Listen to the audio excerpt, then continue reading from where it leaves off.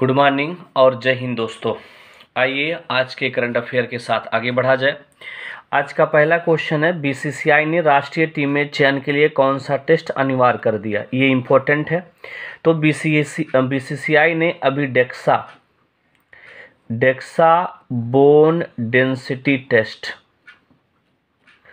ये टेस्ट क्या कर दिया, अनिवार्य कर दिया। बीसीसीआई ने कहा कि अब कोई भी खिलाड़ी अगर मैच खेलने आएगा राष्ट्रीय तौर पर तो उसके लिए डेक्सा बोन डेंसिटी टेस्ट क्या होगा, अनिवार्य होगा। क्या है ये, याद रखिएगा। हड्डी की ताकत, हड्डी की जो ताकत होती है, हड्डी की ताकत को मापने की पद्धति, हड्डी के ताकत को मापने की जो पद्धति होती है उसी को हम क्या कहते हैं, डेक्सा कहते हैं। जो हड्डी की ताकत को मापती है उसे क्या कहा जाता है, डेक्सा कहा जाता है। और ये कैसे अपनाया जाता है, एक्सरे माध्यम से। एक्सरे माध्यम से ये पता किया जाएगा कि भैया साहब आपके हड्डी में कितना खनिज लवण बचा है।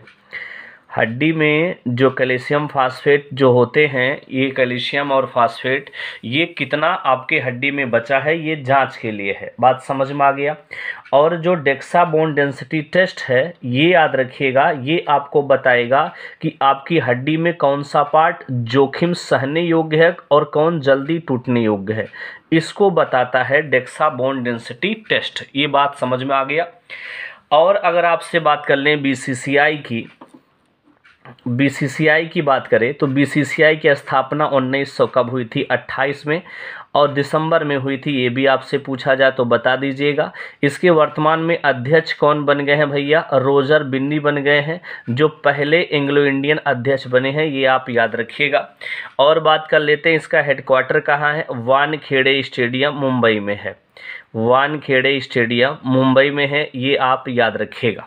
बात समझ में आ गया। आइए आज के हम दूसरे क्वेश्चन की ओर बढ़ते हैं। आज का हमारा दूसरा क्वेश्चन है, दुनिया का सबसे दुर्लभ खनिज किस देश को मिला या किस देश में मिला। तो याद रखिएगा, दुनिया का सबसे जो दुर्लभ खनिज है वो मिला कहाँ पे है, म्यांमार में मिला है। म्यांमार हमारा जो पड़ोसी देश है वहीं पे मिला। पहले भारत का हिस्सा था, बाद में अलग हो गया ब्रिटेन की वजह से और इंग्लैंड की वजह से। इसका नाम क्या है, वर्मा है। बात क्लियर है। और सबसे दुर्लभ खनिज कौन सा है, कथुआइट है। इम्पोर्टेंट है, याद रखिएगा। कथुआइट सबसे दुर्लभ खनिज है और इसे वर्तमान में कहाँ रखा गया, अमेरिका में रखा गया। कहाँ भैया रखा गया है, अमेरिका में रखा गया है। और ये कितना है, 1.61 कैरेट का गहरे नीले रंग का है। कैसा भैया, नारंगी रंग का है, गहरा नारंगी रंग का है, 1.61 कैरेट का है। अगर आपसे पूछ ले दूसरा सबसे बहुमूल्य खनिज कौन सा है, तो याद रखिएगा पेनाइट है। दूसरा सबसे बहुमूल्य खनिज कौन सा है, पेनाइट है। ये भी कहाँ मिला है, म्यांमार में ही मिला है। आपके लिए इंपॉर्टेंट हो जाता है। इसकी कीमत अभी डिसाइड नहीं हो पाई है, लेकिन इसकी कीमत डिसाइड हो गई है। 1 कैरेट का जो दाम है 49.66 लाख रुपया है। ये आपको याद रखना है कि ये कहाँ मिला है और इसका नाम क्या है, वर्तमान में कहाँ इसे सुरक्षित किया गया। ये पॉइंट आपके लिए इम्पोर्टेंट हो जाती है।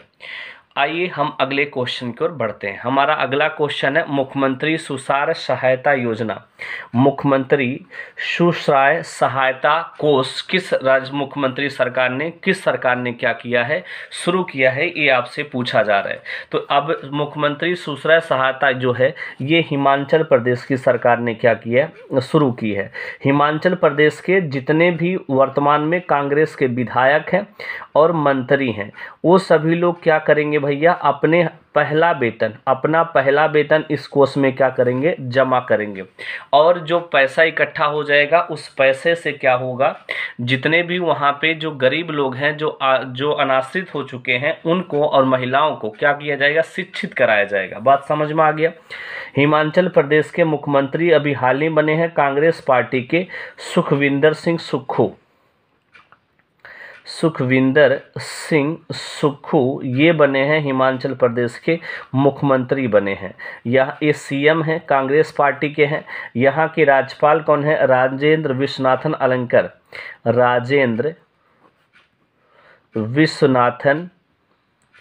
अलंकर, ये यहाँ के क्या हैं भैया, मुख्यमंत्री हैं, ये राज्यपाल हैं, याद रखिएगा। हिमाचल प्रदेश की 2 राजधानी है, पता होनी चाहिए। एक राजधानी है शिमला जो गर्मी की राजधानी है, और शीतकालीन राजधानी है धर्मशाला। बात क्लियर हो गया। सबसे ज़्यादा सेब कहाँ होते हैं? हिमाचल प्रदेश में ही होते हैं। और बात कर लेते हैं यहाँ पर क्या है, जैसे पिन वैली नेशनल पार्क कहाँ पे है? यही हिमाचल प्रदेश में है। पिन वैली नेशनल पार्क यहीं पे है। ग्रेट हिमालय नेशनल पार्क कहाँ पे है? यही हिमाचल प्रदेश में है। ये आपसे दोनों इंपॉर्टेंट है, पूछा जा सकता है। अगर अब बात कर लें और योजना की, अभी एक योजना कर्नाटक में भी चली है, कलासा बंडूरी परियोजना। कलासा बंडूरी परियोजना कहाँ चली है भैया? तो ये चली है कर्नाटक में। कर्नाटक में चली। कर्नाटक का नाम आते ही एक बात आपको ध्यान आ जाना चाहिए, अभी कर्नाटक के मांड्या गांव में, कौन से गांव में भैया? मांड्या गांव में मेगा डेयरी का क्या किया गया है? उद्घाटन किया गया है। ये आपके लिए इंपॉर्टेंट हो जाता है। तो ये रहा आज का हमारा तीसरा क्वेश्चन। आज के हम चौथे क्वेश्चन की ओर बढ़ते हैं। चौथा क्वेश्चन है, हाइड्रोजन से चलने वाली एशिया का पहला ट्रेन कौन सा बना और विश्व का दूसरा ट्रेन है? तो ये पहला ट्रेन कौन सा देश चलाएगा? तो ये चलाएगा भैया चाइना। पड़ोसी देश कौन चलाएगा? चाइना। और अगर ये एशिया का पहला है लेकिन विश्व का दूसरा है, तो विश्व का पहला किसने चलाया था? विश्व का पहला कौन चलाया था? तो याद रखिएगा, विश्व का पहला किसने चलाया है? जर्मनी ने चलाया था हाइड्रोजन से चलने वाली ट्रेन। बात समझ में आ गया। आइए चाइना की बात करें। इन्होंने तो कृत्रिम सूरज भी बना दिया। कृत्रिम सूरज किसने बनाया? चाइना ने बना लिया। बात क्लियर है। चाइना की बात कर लेते हैं। चाइना की राजधानी क्या है भैया? बीजिंग है। चाइना का राजधानी बीजिंग तो है। और बात कर लेते हैं यहाँ की मुद्रा क्या है? रेनमिनवी यहाँ की क्या है? मुद्रा है। ये भी आपसे पूछा गया क्वेश्चन है। बात क्लियर हो गया। आइए और आगे बढ़ते हैं, कुछ और चर्चा कर लेते हैं चाइना से संबंधित। जैसे बात कर ले, भारत और चाइना के बीच जो रेखा होती है उसका क्या नाम है? मैकमोहन रेखा। भारत और चाइना के बीच जो रेखा है उसका क्या नाम है? मैकमोहन रेखा। ये आपके लिए इंपॉर्टेंट हो जाता है। भारत ने भी डिसाइड किया है कि हम दिसंबर 2023 तक क्या करेंगे? हम भी आपका क्या चलाएंगे? हाइड्रोजन से चलने वाली ट्रेन हम भी चला लेंगे। बात समझ में आ गया। अगर आपसे पूछे भारत का शुद्ध हरित हाइड्रोजन प्लांट कहाँ बना? भारत का शुद्ध हरित हाइड्रोजन प्लांट कहाँ बना? तो हाइड्रोजन जो प्लांट है ये कहाँ बन रहा है? तो याद रखिएगा, असम में बना है। असम में शुद्ध हरित हाइड्रोजन बना है। और बायोमास आधारित हाइड्रोजन प्लांट कहाँ बना है? बायोमास आधारित हाइड्रोजन प्लांट कहाँ बना है? ये मध्य प्रदेश में बना है। हाइड्रोजन को क्या कहा जाता है? भविष्य का ईंधन कहा जाता है। हाइड्रोजन को भविष्य का ईंधन कहा जाता है। ये भी आपके एग्जाम में बार बार पूछा जाता है। बात समझ में आया। आइए हम अगले क्वेश्चन की ओर बढ़ते हैं। हमारा अगला क्वेश्चन है, सियाचिन में तैनात पहली महिला अधिकारी कौन बनी? तो पहली महिला अधिकारी कौन बन चुकी हैं? तो याद रखिएगा, ये बनी है शिवा चौहान।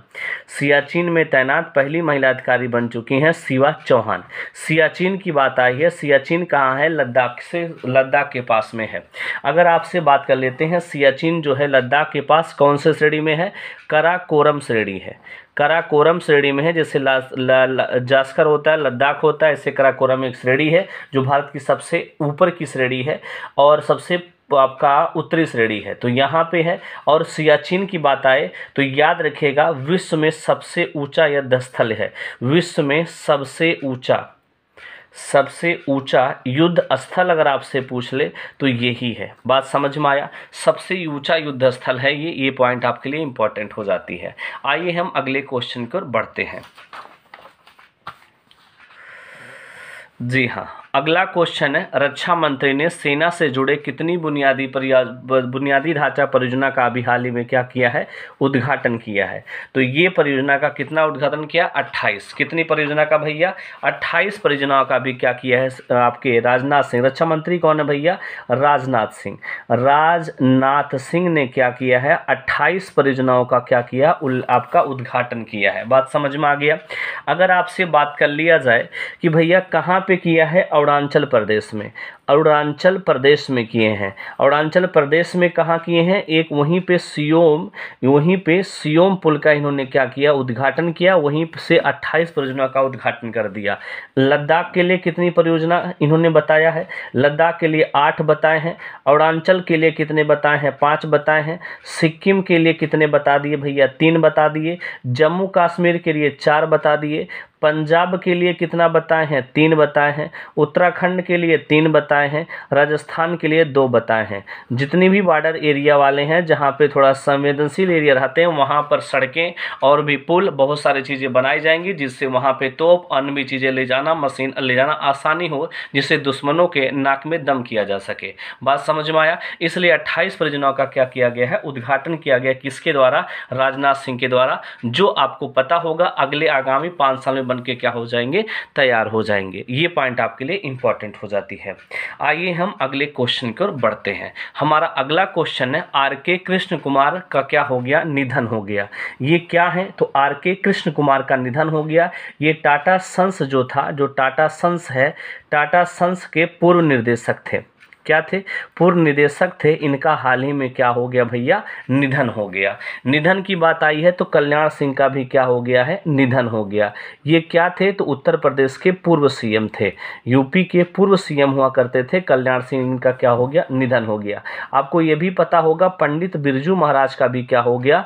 पंडित बिरजू महाराज का क्या हो गया? निधन हो गया। ये कौन थे? ये यूपी के थे, कथक के क्या थे? कथक नर्तक थे। क्या थे? कथक नर्तक थे। कौन? पंडित बिरजू महाराज। और किसका निधन हो गया? शिंजो अबे का भी क्या हो गया है? निधन हो गया। ये क्या थे? पीएम हुआ करते थे, जापान के फार्मर पीएम थे।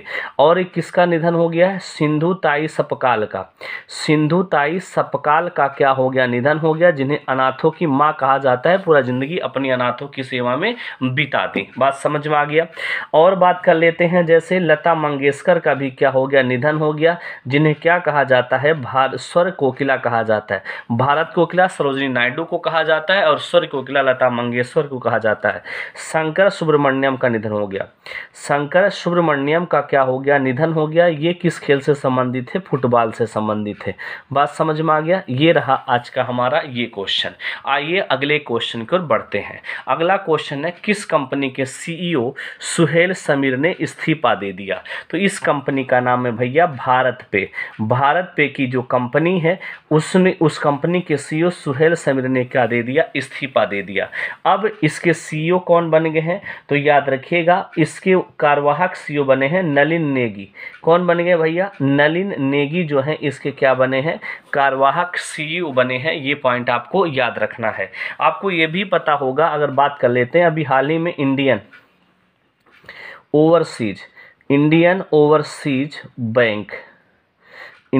ओवरसीज बैंक के जो एमडी और सीईओ कौन बने हैं?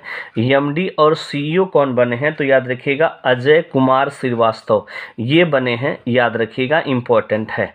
और बात कर लेते हैं, आपको एक क्वेश्चन कमेंट बॉक्स में जवाब देना है कि अभी हाल ही में केंद्रीय सतर्कता आयुक्त कौन बने?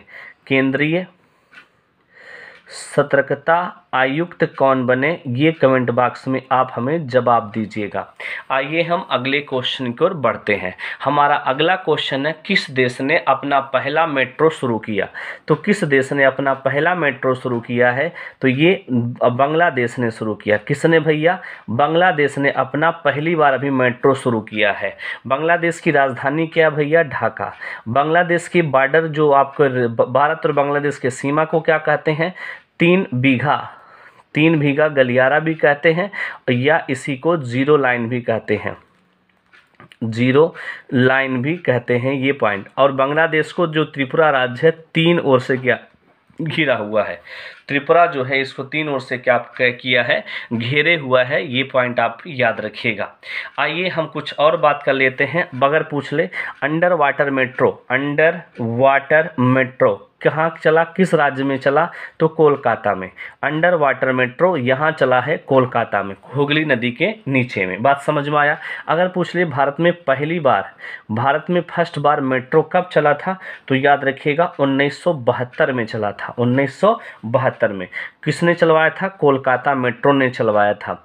और कोलकाता जो मेट्रो है ये कहाँ से कहाँ चलवाए थे, याद रखिएगा दमदम से टोलीगंज, दमदम टू टोलीगंज चला था, लगभग 25 किलोमीटर। कितना भैया, 25 किलोमीटर भारत की पहली मेट्रो चली थी। ये पॉइंट आपको याद रखना है। तो ये रहा आज का हमारा करंट अफेयर। वीडियो पसंद आए तो प्लीज़ लाइक शेयर सब्सक्राइब कीजिएगा।